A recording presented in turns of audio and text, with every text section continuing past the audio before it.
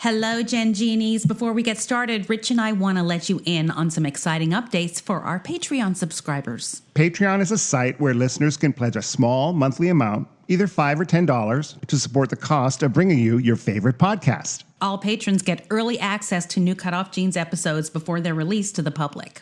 And along with our undying gratitude, you'll also be able to join our special patron-only Facebook group. But the most exciting new perk is exclusive access to essays I'm writing from my upcoming memoir. And you guys can help me be editors. New Patreon supporters will also get a shout-out on the podcast. Rich and I enjoy bringing you the CutOff Jeans podcast and would mean so much if you would consider supporting our labor of love. Just go to patreon.com/CutOff Jeans podcast. Thank you all so much, my Gen Genies. And now, on with the show. Is your family tree a mystery? Are you fascinated by genealogy? Well, hip, hip, hooray, let's talk DNA with Julie. The truth is in your genes. In CutOff Jeans. Welcome to CutOff Jeans, the podcast that helps you find your truth using nothing but DNA. I'm Julie Dixon Jackson. I'm a genetic genealogist, henceforth known as a Gen Genie. And I am Richard Castle, the producer and co-host of this CutOff Jeans podcast. How are you, Julie? Great. I'm great, Richard. Did you have a nice 4th of July? No, it was awful. How was yours? You know, it was tainted. Tainted by the news. Tainted by the taint. Yeah. I wasn't feeling particularly patriotic, especially after the Roe V Wade being overturned the week prior. So I wasn't really feeling great. Yeah, it doesn't really feel like the land of the free to me right now. Yeah, so. And that's my own personal opinion. Then on a very personal note, my show had to shut down for a week because of COVID. So it did? Yeah. So, I mean, it's going to start back up again next week, but It did have to shut down. It just started with one person, and then they started falling like dominoes through the cast. Yeah. And And, my niece and her husband and their kids had COVID, and then we had plans to do something with some friends on the 4th of July weekend, and they canceled because they have COVID. It's everywhere. Yeah, it's everywhere. It's just not as lethal as it was. Yes. Thanks, science. Yes, thank you, science. So, that's a blessing, really. Absolutely. But it's incredible how contagious this particular variant is. Yeah. I actually did go somewhere on July 4th, begrudgingly. And I hugged a lot of people. So in hindsight, I'm like, okay, if I'm going to get it, now is when I'm going to get it. It was like a hugging festival or what? It was like a bunch of people. It was my daughter's roommate who was like her best friend. Her family has a 4th of July thing every year. And every year my daughter goes, and this year she really wanted us to go. Yeah. And I was not planning on going out of my house, actually, originally. And then actually a listener reached out to me and gave me a case, which was perfect because that way I didn't even have to turn the TV on. I could just focus on this project all day. And it was great. And that's going to be a trenches for later. Yeah. And then, this shooting happened in Illinois, and I was distraught. But then my husband was like, well, I'm going to go. And I was like, well, then I should go too. And it was one of those things where I was so on edge, and like in the car with him, I felt defensive. I just felt super, super prickly. Sure. Yeah. And when I got there, I just kind of let down my guard and was, had a great time. But then when I got back in the car, I was so overstimulated. Then I was prickly again. So my poor husband got the very worst of me on July 4th. Plus, and can I just say, I don't like things that go bang anymore. Right. Yeah. So I don't care about fireworks, and neither do my dogs. Oh my. My poor dog. I had to give him a sedative. I'm sure. Well, luckily Bijou's deaf, so he's none the wiser. Oh, yeah, but Brooklyn just paces around and Yeah. It's like, I know it's going to happen at a certain time when they start going off, but the worst part is when you're in bed and it's 2 or 3 in the morning and somebody shoots it off outside your window and you're just like, really? Really? Do you have to shoot it at 3 in the morning? I know. Well, we were, and normally from our house, from our little pocket, there's fireworks everywhere, but because there are so many trees around us, we can't see them. We have to actually go there, which I don't want to do. Yeah. And you know what? Fireworks all look the same. They're all the same thing. But we happened to be on the freeway on the 101 on the way home, right near Universal, as the Studio City fireworks was going off. So we got this perfect fireworks show. Oh, that's nice. As we were driving through. While you were being prickly? Well, I was being prickly.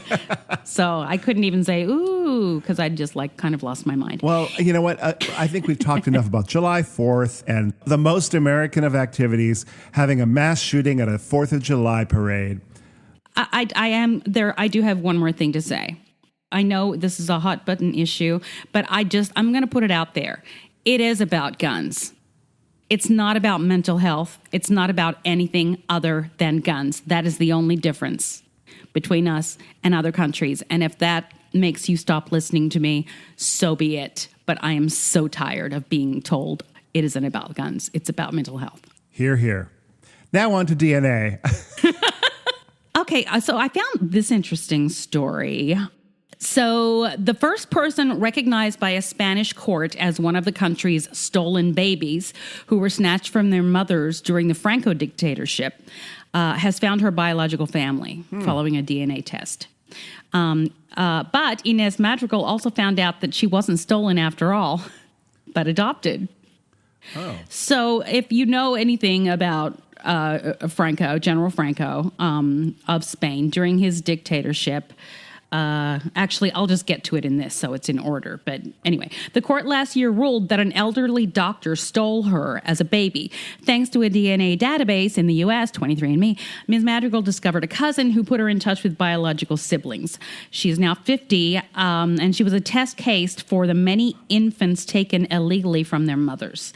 The mothers were told their children had died, but the children were given to other families to adopt, often with the help of the Catholic Church. The practice began under General Francisco Franco and went on for up to 50 years until the 1990s. No one knows how many babies were stolen, but victims groups estimate that the number taken from their mothers could be as high as 300,000. Oh, my gosh. I know.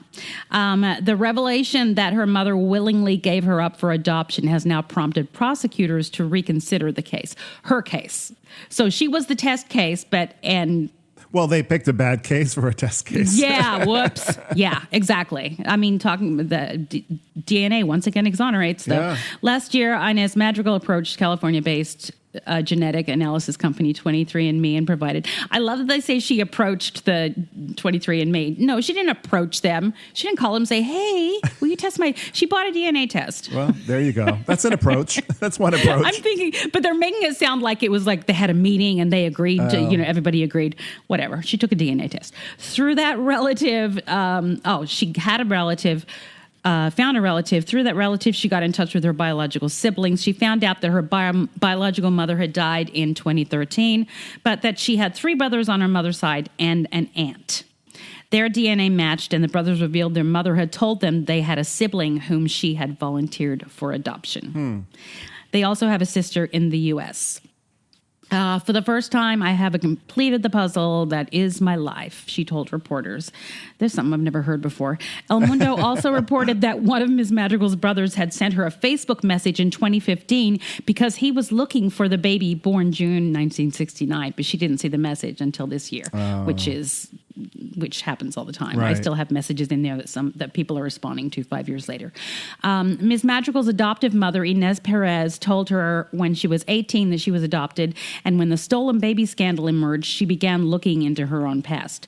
The practice began in the late 1930s when children were taken from families deemed undesirable, kind of like in my case, from the slums. What do you mean in your case? Well, it was not my...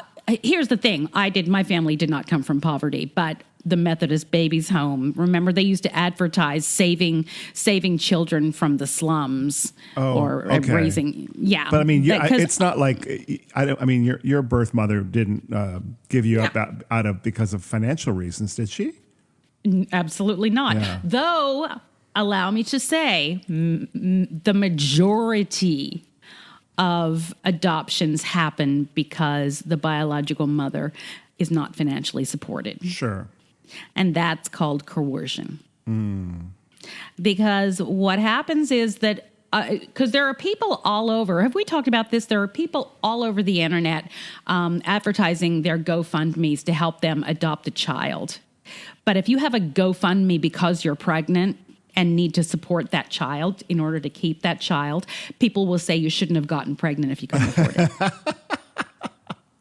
It's true. Well, I mean, honestly, just to circle back to that Roe v. Wade being overturned, I've seen a lot of talk on the internet about the fact that they think that they should do DNA tests on the fetus, like in the womb, and to prove paternity and make a law that whoever the father is has to support that child.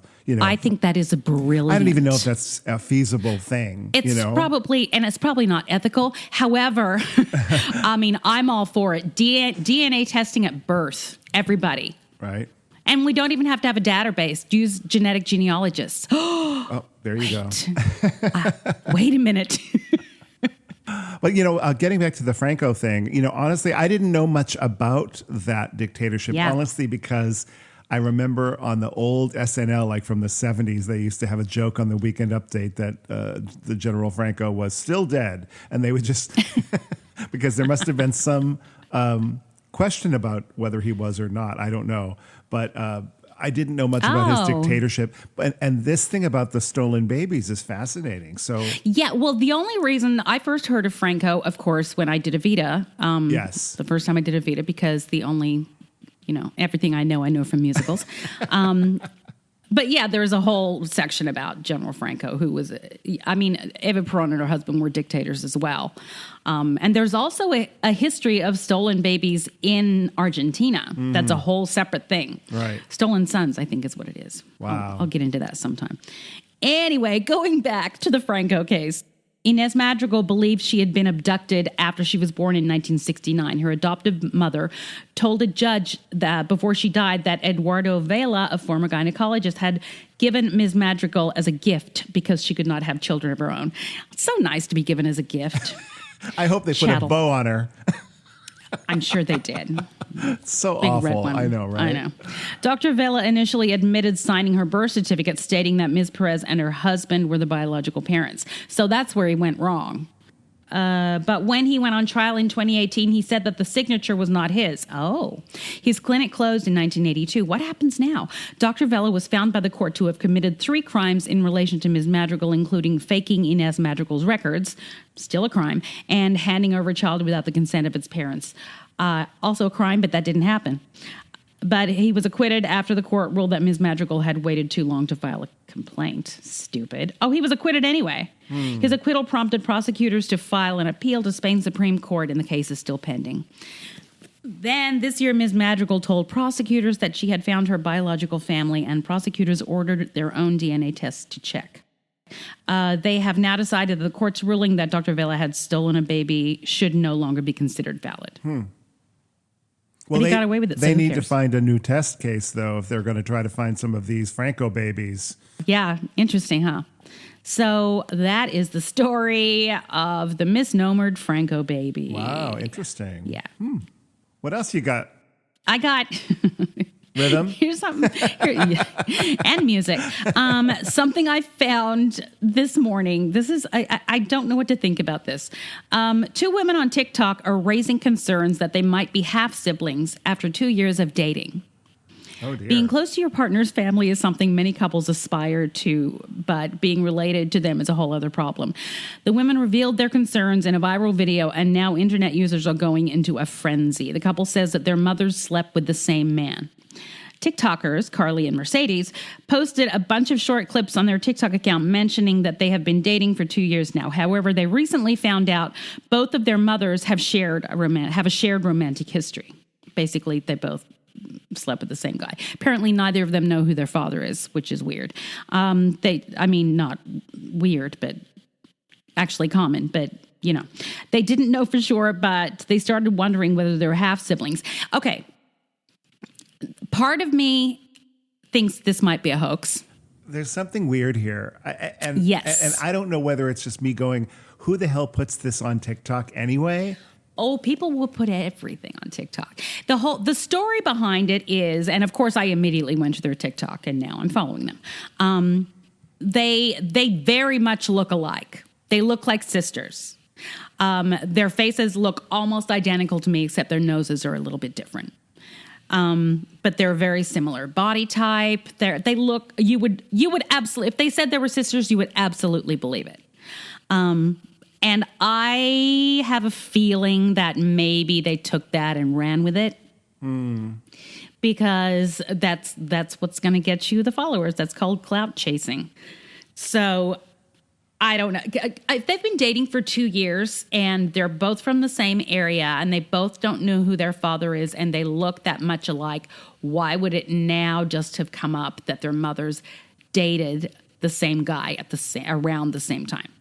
Well, I don't know. I don't know that's something you would discuss with somebody about who your mother dated or whatever, but I don't know. It's just... Except that, here's when you're a couple and when you're a new couple, you talk about things like that. Sure. Oh, you're adopted? I'm adopted too. Yeah. You don't know your dad? Oh, I don't know my dad. Yeah. Weird how much we look alike. I don't know. That would, okay, here we go. Maybe because they're not adoptees, but just NPEs or something. Yeah, they're not but adoptees, as an adoptee, right? But as an adoptee, if I were in Australia, and I didn't really start dating until I left Australia. I dated a little bit as a 15-year-old, but nothing serious, obviously. But I think if I'd stayed there as I got older, I would have thought twice about dating people I looked like, and I would have asked them about their background and their parents. We've talked about this on the podcast about how adoptees do have this sort of fear that they might be dating someone in their family because they don't know their birth family or they don't have that knowledge. And you talked about it, and then I talked to somebody I know who was adopted, and he told me the same thing. He says, "Yep, it was always a fear." And I thought, wow, that's as someone who's not adopted, that is, I would never have thought that, but that is really something. It never occurs to you, does it? No. And it seems so, in the long run, it seems so careless that they would just put people out there, especially with sperm donors when they're like in small town sperm donors who are prolific, if you will. And it's happened. Sure. It's happened often enough that people are worried about it, and that their worries are certainly valid. Yeah, exactly. So these two girls have taken a DNA test, and they're waiting. Now they're doing little updates saying, late in June or July or early in August, we're going to get our results. So my guess is no. Well, you'll have to fill us in on later podcasts as to what happened, and then we'll figure out if it ends up being a hoax or not. Yeah, I'm going to keep watching to see if I can, because I'm a pretty good judge of these things. Shall we take a break? Yeah, I think we shall. If you're enjoying our podcast, please subscribe, rate, and review, or consider supporting us on our Patreon page, patreon.com/CutOff Jeans Podcast. Now back to Julie and me. All right, we're back. Hello. Hey, remember when we first started doing the podcast and we were going to have a book nook every week? I remember that. We discussed having it as an occasional You're segment. right. We weren't going to do it every week. Right. We haven't done it in a long time. Right. But I thought today was a good time because I was compiling. There are so many great books out there that are educational, and there are memoirs, and just, we've had many authors on the show, and I'm just compiling a list of recommended reading. And I want to share some of it with you guys. And if anybody else has a book they'd like to talk about or share, feel free to do it on the Facebook. Facebook page. Great. And I got this idea because Tamron Hall was doing on her show a few weeks ago. She had the title of the show was Mission Impossible, Incredible Real Life Stories. And one of them was this guy who was an adoptee named Mark McDonald, who found his intact biological family, and meaning both of his parents had gotten married and had other kids. And he found them, and then he and his sister wrote a book called Love and Genetics. Because she became a surrogate for him and his wife. One of the reasons that he decided to look for his family was because he wasn't sure about having children. Because he was adopted. Interesting. And so he wanted to find them, just to find them because that's what you want, and B, to see if there were health conditions and stuff that could be passed on, which is something we should all worry about. So that book is called Love and Genetics, and his name is Mark McDonald. I have not read it, but I'm recommending it. So there you go. Okay, let's start with the basics. Journey to the Adopted Self and Lost and Found, both by Betty Jean Lifton, one of my favorites. Journey to the Adopted Self is one of my all-time favorites. Obviously, that old chestnut, The Primal Wound, very important. We've talked about that before. Yeah. Yes, many times. And of course, Rebecca Autumn Sansom's movie, Reckoning with the Primal Wound, that features her and Nancy Verrier. Not to mention your terrific interview with her. Yes, and she is a friend of the show. Yes. Anne Heffron, who I would like to have on the show, You Don't Look Adopted, which is about her experience, and that is something that especially adopted children are told by other people, whatever the hell that means. The Girls Who Went Away, that I talk about all the time, which is a series of interviews with biological mothers, specifically from the Baby Scoop era. Very important reading for any adoptee, especially if they are looking to reach out, because it helps you understand what our biological mothers may have gone through. Definitely. Kevin Barheit wrote a book called Dear Stephen Michael's Mother, and I've read part of it. A lot of these books I've not finished because personally I find things very triggering, especially when I can relate to them. And but isn't that why you read them? It is why you read them, but it's not in a good way. I tend to start getting in my head and getting angry, especially with the other things that are going on in the world. Oh, I see. So I just kind of have to do small doses. See, that's why I'm reading the biography of Mike Nichols by Mark Harris, because it's really good. I love Mike Nichols' movies and his stage work and all of that. So, I don't get triggered at all. I just go, oh, this is so cool. I feel like I'm on the set with him and, Who's Afraid of Virginia Woolf or The Graduate. That's cool. That stuff's not triggering for me at all. The stuff that I feel like I could have written is very triggering for me. Sure. Just because because I've been saying this for years and people are arguing with me, but I'm not the only one that feels this way. Yeah, I can get triggered reading a rhyming dictionary. A what dictionary? A rhyming dictionary. When I'm trying to write a song, I'm like, I just used that rhyme last week. Why aren't there more rhymes for love? Dove, above. They're all hackneyed. Glove. Oh, I'm and sure. overused. I'm going to find one for you. No, you have to find another way of saying it. And that's just, it makes it more difficult, but it's also more creative. Hey, remember that your favorite rhyme that I ever had to sing? That I ever sang a song that you wrote? Which one is it? I have a lot of favorites that I wrote. Well, my favorite. Oh. He's something. He's gentle. We went and rented Yentl. That is my all-time favorite rhyme. So Richard wrote a song called Screwed. Yes. Which is basically about dating gay men. Take it wherever you want. But it's a fantastic comedy song that I got to record for him, and it's one of my most favorite things ever to sing. And you did a great job on it, Julie. It's so funny. Thank you so much. We put it at the end of one episode once, didn't we? Probably. I mean, I have to look back. It was before the been so pandemic. very It was long. before the pandemic. That's how long ago it was. Anyway, going back to books, Yes. boy, we're going way off track today. That's all right. Dear Stephen Michael's Mother by Kevin Barheit is another beautiful book. Kevin is a wonderful writer, and I'm going to have him on the show sometime soon, I hope. Paige Adams Strickland has been on the show. She has written Akin to the Truth and After the Truth. There is a book called Sold on a Monday by Christina McMorris, and there's a Facebook group run by Lynn Grubb called Adoptee Anthology, which is basically an adoptee book club for just adoptees. Oh. And that is the book that they're reading there now. Okay. Oh, nice. Yes, Sold on a Monday by Christina McMorris. And you know what? I'm going to go through the next ones next time because this book is crazy long. I mean, this list is crazy long. Why not? If we're going to have a And- book nook every week, we got to save something for next week, Julie. Okay.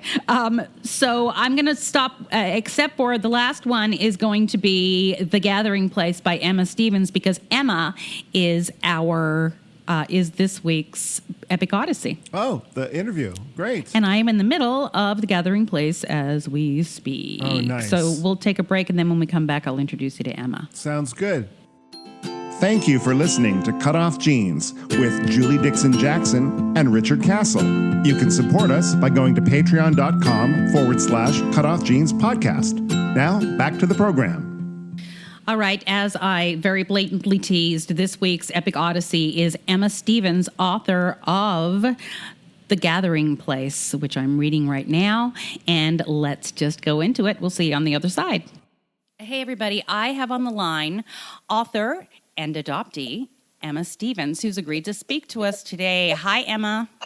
Hey, Julie. So great to be here. Thank you so much for agreeing to talk to me. I was just telling you that I started reading / listening to your book because I'm not capable of sitting down and reading, but listening to your book, The Gathering Place, yesterday, and it's I think already I'm, as I told you, I'm a little triggered, but incredibly validated.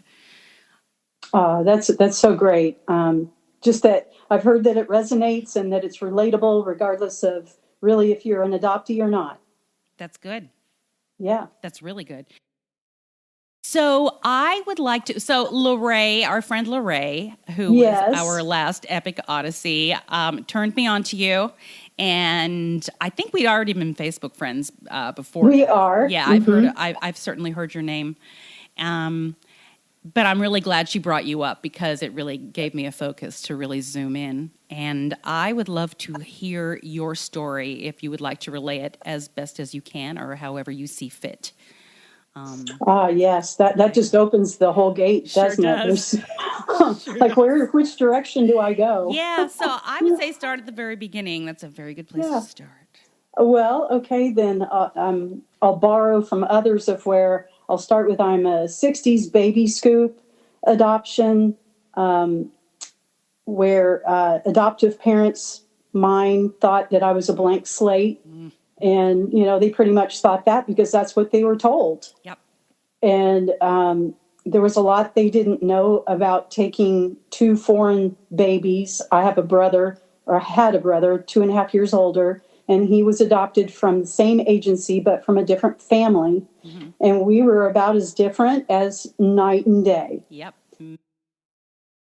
Sometimes that's the bigger problem. And he had a whole different experience of adoption than I did. Absolutely.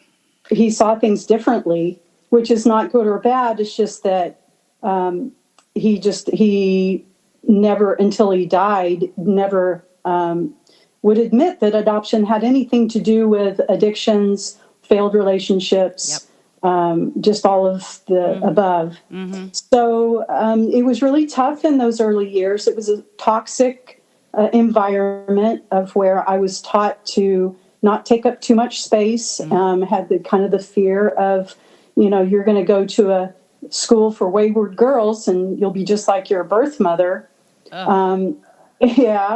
And so then, we immediately start thinking, well, we come from bad stock, I guess. Mm-hmm. And so you can't help but translate that onto yourself, thinking, I must be bad. Of course. I must be more pleasing. I must be more perfect. And so I adapted to all of those personality traits. And it's only looking back that I see how adoption has colored my entire life. Yes. And I discuss that quite a bit in the book, and I reconcile a lot of things, which felt good towards the end. I don't stay stuck. I do reconcile my adoptive parents versus my birth parents, and there's just a whole lot of story in between there, but I'm happy to be on that journey to constantly be trying to evolve and to figure things out. Yeah. Did you find your biological parents? I did. That was about 35 years ago. So that was wow. It feels like another lifetime. I was 24. Mm-hmm.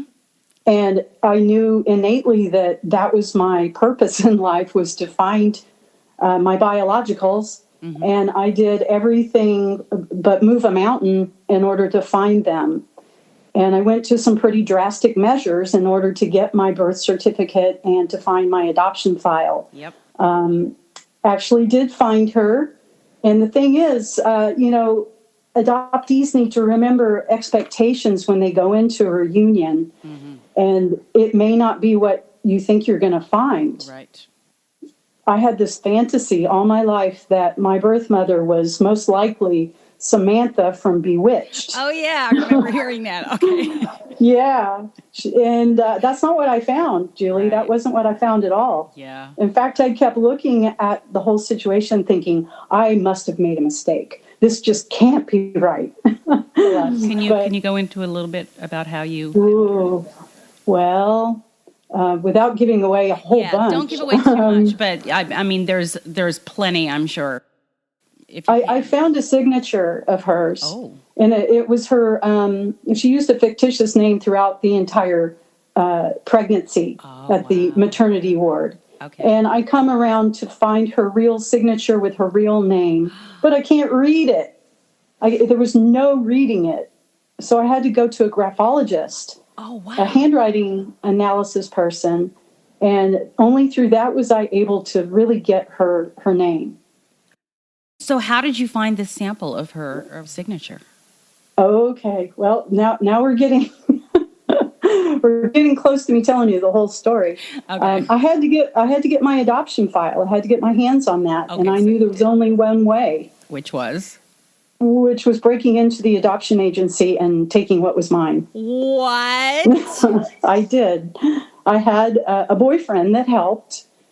And remember, Julie, it was the 1980s. Yeah. And there were no security cameras. There weren't big locks on the door. I have chills all over my body right now. Okay. I had visited that agency prior to get my non-identifying information. So I knew where the agency was, and but didn't know where they would keep 24-year-old file folders of adoption records. Yeah. But I literally walked into the closed closet where I found the film, all the microfiche in a box on the floor. Oh, yeah. Did you just grab the microfiche? Well, what happened was it was a whole box just not organized at all, other than I could see a few dates on them. Uh-huh. And it had a date in a general range of my adoption and my adoptive brother's year of birth or adoption. And so we looked at each other, my boyfriend and I, and we just took the whole box.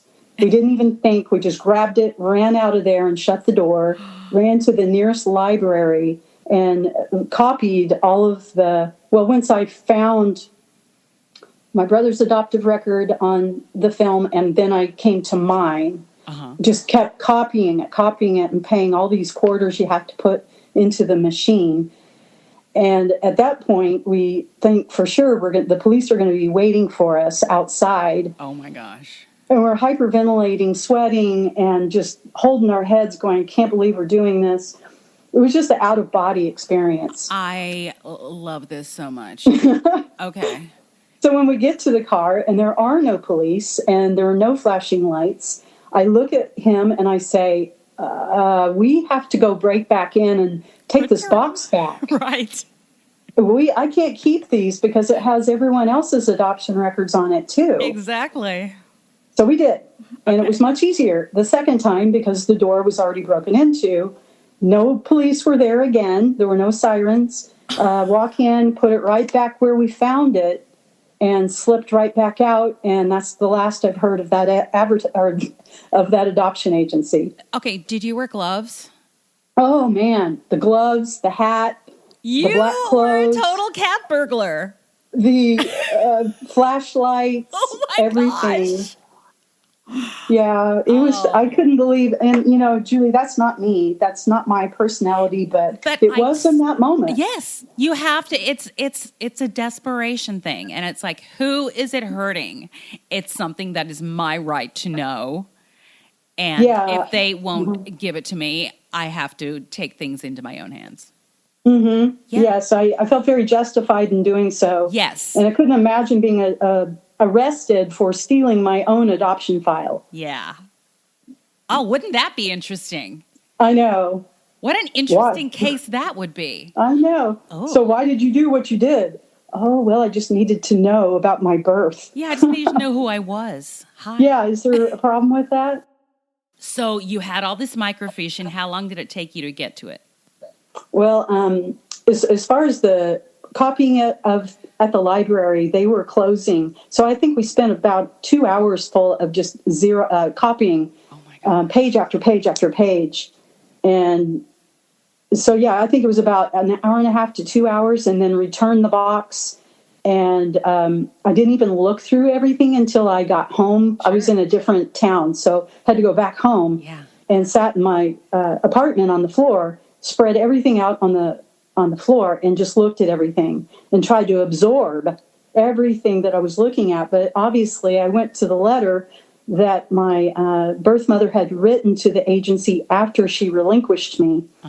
And she signed her real name for the very first time. And that's the only reason I ever found her, is because at the last moment, actually even post moment, because she could have gotten away free, but she wrote her real name on that letter. And then I found out there was a letter, and I stole that letter. Gotcha. And was the letter to you?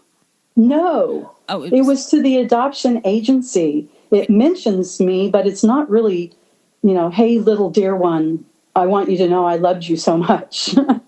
So what was she telling them?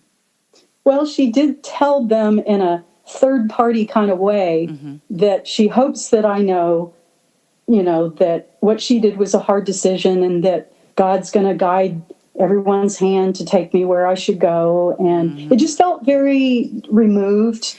Yes. But at that time, I was thrilled, because it was the only words I ever knew that she spoke in regards to me. Yes. But after time has gone on and I met her, then I was able to say, wait a minute, that was just a not as overwhelming as I think. It was rather underwhelming. Yeah. It was just kind of a rote, verbatim type standard statement that we've heard. Julie was really, I think it was her way of letting herself off the hook. Yeah.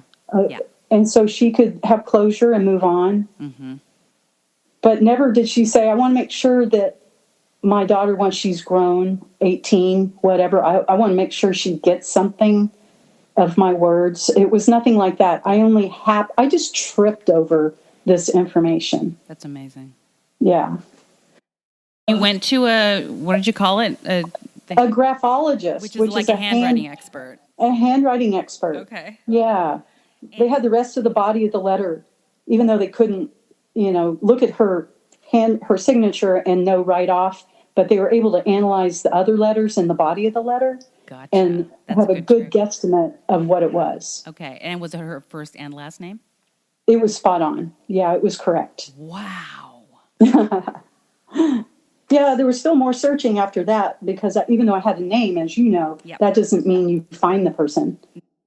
So how long did it take you after you had that piece of information to actually track her down?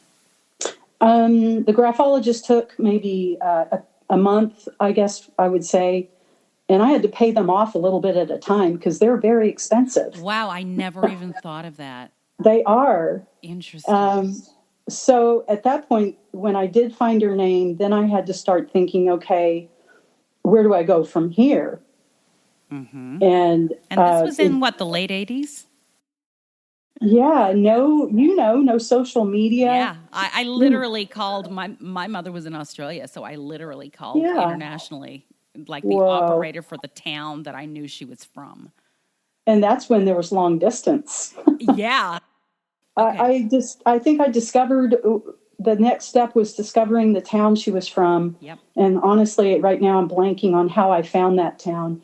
But it was a very small town and called like their tourist center. Uh-huh. And a woman answered that pretty much had been there for, since the 40s, and she knew everyone in town. She actually didn't know the name, but she said, you should call the local diner because they would for sure know this name. So I did call the local diner and asked for if anyone knew of the last name of this family. And that's how I got a phone number that happened to be a sister of my birth mother. Uh-huh. And that sister called me, and I didn't tell her who I was. I just said, I'm doing a genealogical research project. And she said, oh, okay, well, here's her phone number. And so then I just cold called my birth mother after I took about 3 days because had to work up the nerve and what I was going to say. Yeah. I didn't want to, here again, being an adoptee, I didn't want to bother her. Yes. Yep. I didn't want to upset her. You don't want anyone to be upset. You don't want to take up too much space. You don't want to mess up anybody's life. You just want, yeah. Yeah. I found my mother on what was Mother's Day in Australia. And wow. I put off calling her because I thought, if it was the worst day of her life, then, right. I'm going to make, and I imagine she had other family around her and it would be so uncomfortable. But I couldn't sleep. So I ended up calling her anyway. I know. I thought about her being around other people too. And so the first thing I said was, are you alone? I've always done that.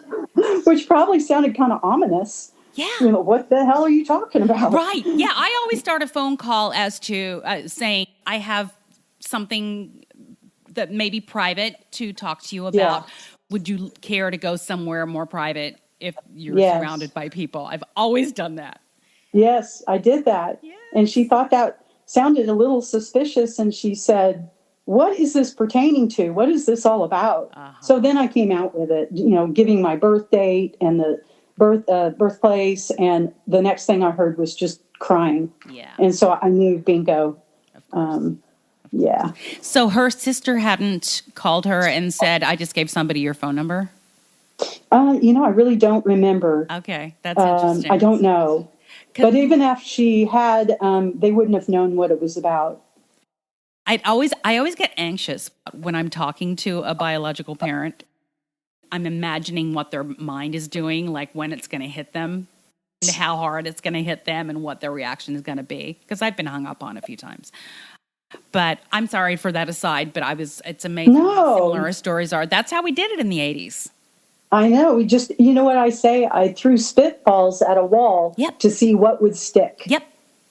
It was just trial and error for years. I quickly realized that I'm not going to get anywhere if I don't have that letter. And that was all part of my motivation to know my next step was to get that letter. Yeah. Oh, I think that's brilliant. Well, at least I didn't get caught. So, yes, I say it's brilliant. I wonder, is there a statute of limitations? If it's in your book? It's over. It's over. Thank God. I can voice it from the mountaintops now. Is that agency still open? But I looked over my shoulder for years. I bet you did. Yeah. I have a really good, healthy conscience. So I really did worry about this a lot. Huh. Can you tell me a little more about what happened next? I jumped on a plane and flew to where she was. And she was not Samantha from Bewitched. Okay. So my fantasy of that was really cracked in half. And I would say to caution adoptees to be prepared when you go have a reunion. Ask yourself what the objective is. And I was 24, again, hadn't been through any counseling, wasn't really aware of I wasn't reflective enough to know myself. Yes. And I was just going to show up and say, hi, here I am. Yeah. And she wanted to be her mother. So that felt really awkward to me. She was not trying to be my mom. She wanted me to be hers. And I couldn't accept that role. Oh, yeah. So that lasted a couple of years until I started having my own children. And that was pretty much it. What did having your children do for your psyche as far as your adoption goes? The most amazing experience. Just loved being pregnant with both my children. Had a relationship with them from the moment, just from the get-go. Yep. Just beautiful. And to this day, I just lift my children up and have followed wherever and whoever they want to be and trying to support the direction they want to go. Right. Never stifling them. And I think that I see the benefit of that because they want me around. They like hanging out with me. That's important. This is why I was so triggered reading your book yesterday, because it's just textbook the way I felt. It's so validating to hear that. Yeah. I was super anxious when I had my daughter, to where I could not let her out of my sight. And the fact that she needed me and we needed each other for comfort, that oxytocin was so apparent that it messed with me, because I remembered that I'd been in like the Methodist babies home for 2 months, the first 2 months of my life. And I've said this before on the podcast, but my parents' nickname when they brought me home was the Blob. I wanted for nothing. I literally just laid there. I'd been conditioned to that crying or fussing wasn't going to get me what I needed, so I'd already given up. I was going to say, along with the other things I stole, I had the documentation of what the social workers had said about me when I was in 2 months in the, foster care, house care with a bunch of other babies. They termed me as a sober baby who was very observant and didn't smile and wouldn't eat. To me, that says a baby in shock. That hurts my heart. It makes me nauseous. But it also connects a lot of dots for me in understanding that that was my primal wound. And until I meet it and understand it, that's the only way I can start managing it. Okay, so that is the end of part 1 with Emma Stevens. I love what she just said there, too, about the primal wound. But next week, we're going to get into the DNA aspect of this story. You can find Emma on Facebook and Instagram at Emma Stevens with a V, The Gathering Place, Twitter and TikTok at Emma Stevens TGP. The book is called The Gathering Place. An Adoptee's story, and you can get on Amazon, Kindle, and Audible. Great. And I am Richard Castle, and when I am not doing this podcast, I'm a musician and playwright and musical theater composer and writer. And you can go to my website, richardcastle.com, or you can follow me on Twitter or on Instagram at Castle Songs. I'm Julie Dixon Jackson. You can find me at cutoffjeans.com. If you would like help, reach out to me there. If you would like to say something wonderful about me, please leave a review on Google, actually. Google Business is a great place to leave reviews for me. Or my Facebook page, Julie Dixon Jackson, Genetic Genealogist. You guys know how to find me. You know what I'm saying? I always know where to find you, Julie. I'm a hop, skip, and a jump away, really. And if you do find Julie, she's going to tell you one thing. Actually, I'm going to tell you 2 things. Oh. The first thing is, it is about the guns. And the second thing is, the truth is in your genes.